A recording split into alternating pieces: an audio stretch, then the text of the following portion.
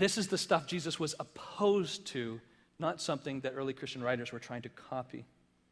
All of the symbology within early Christianity, which really just boils down to both baptism and communion or the Eucharist, is celebration of salvation given, never...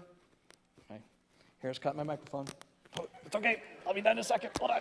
All right, the early symbology, it never has to do with having to do these things to get forgiveness for your sin, but participating in these communal events in order to celebrate what is given to you as a gift. Completely different. 2 Peter 1:16, Peter writes this, "For we did not follow cleverly devised stories." 2 Peter 1:16.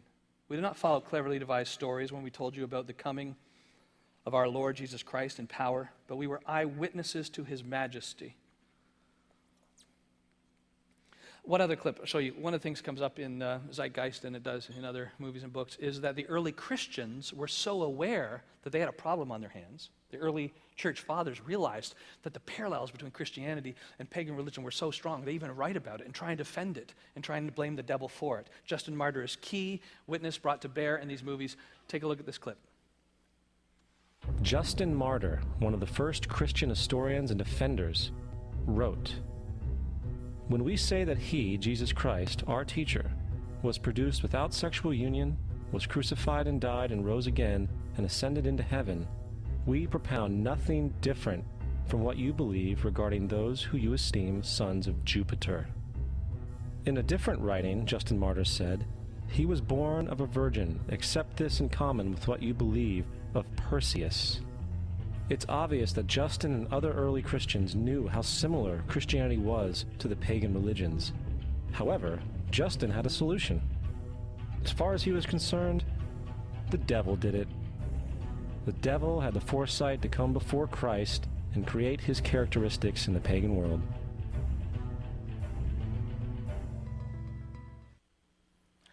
Cutest little devil. That is so deceptive.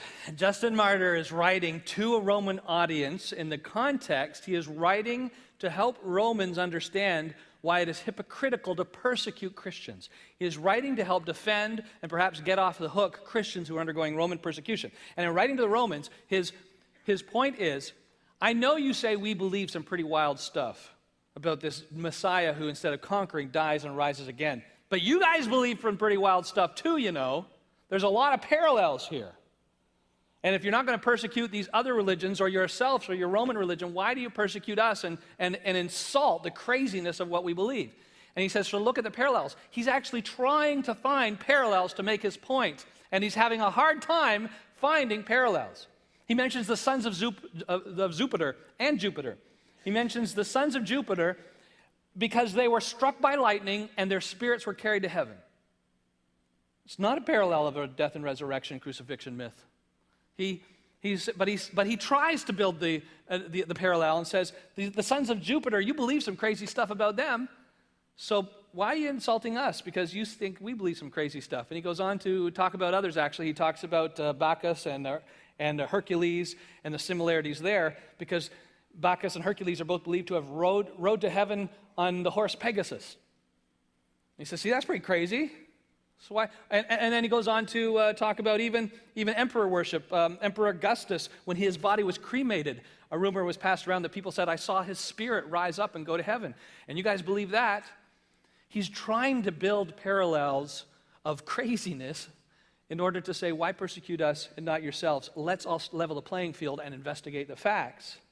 And this is the context of his writing. And then, yes, he does add, mind you, these parallels we believe, but what you believe is not from God. Its origin is from the devil. Ours is from God. That shouldn't surprise us. Now let's talk about it. And that is used, actually, it's used within these books and movies to suggest that he was actually nervous about the incredible parallels, and he's trying to defend Christianity, saying, no, we didn't copy you, honestly. And that's just not the case of his writing. Let me just say, there's a lot of things under action that we could do to counter this as Christians. You see in your notes. Let me just say one. I think as Christians, first of all, don't be intimidated by confidence. It is amazing how many people say things with confidence, this is how it is, rather than walking you through the evidence. They just give you the conclusion. And what's fascinating is many of these people accuse committed Christians, pastors, and churches of being that way. They don't let you think. They don't teach you to think. They don't let you ask questions. They just give you the bottom line and say, this is what you have to believe.